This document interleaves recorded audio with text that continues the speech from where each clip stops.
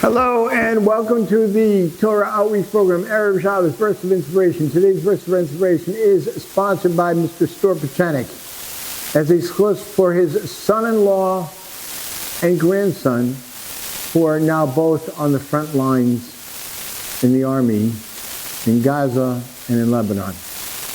They are Natanel Shem ben Moshe Areyah Meir and Moshe Areyah Meir ben Yehoshua Yehuda Lieb. In the zechus of the Torah that's being taught, they should be protected and they should come home safely, together with all of our soldiers and all of the hostages. In this week's Parsha,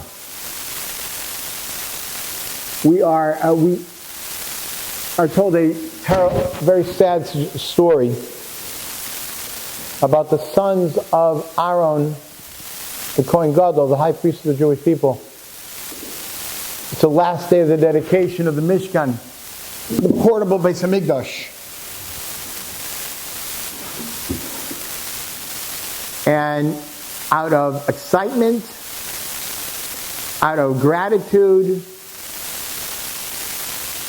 Dasan and Aviram, Aaron's two very special, very holy sons, brought a sacrifice that was not asked or instructed to be brought. A Torah and incense, and a fire came up and burnt both of them to death.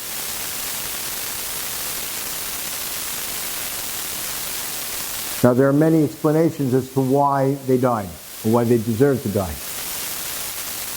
They had very good intentions, but either, according to some opinions, they drank wine, they had done something that was not instructed,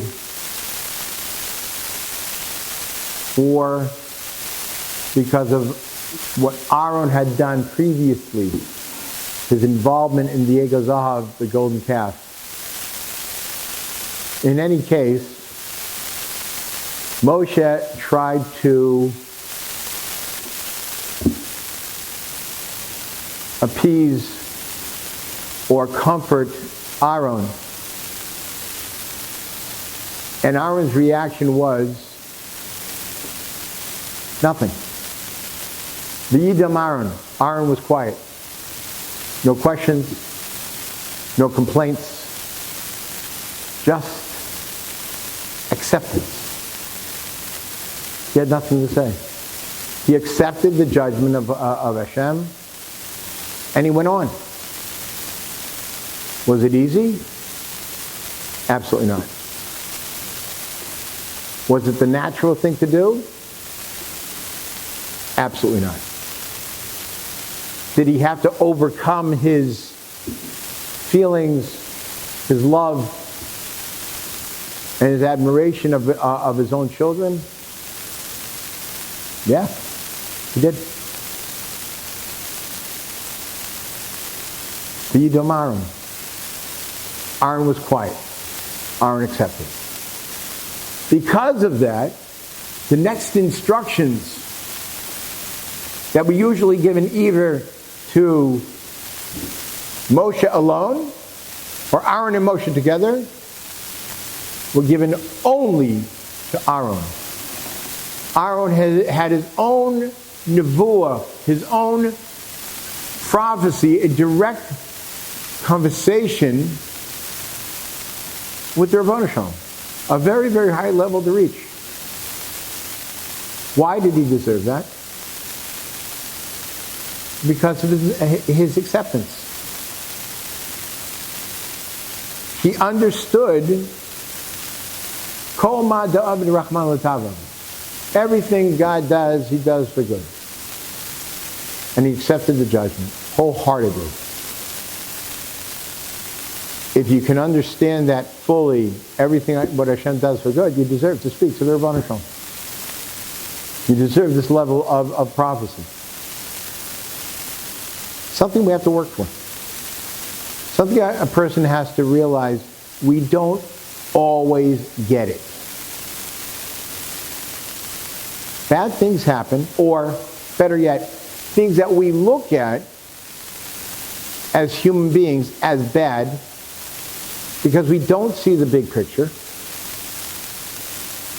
And we have to understand that we don't always understand. The Ravana Shalom, God sees past, present, and future as one picture, one idea. We only see it piece by piece. There's a mashal I like to use, being that I'm working in senior facilities. They love puzzles.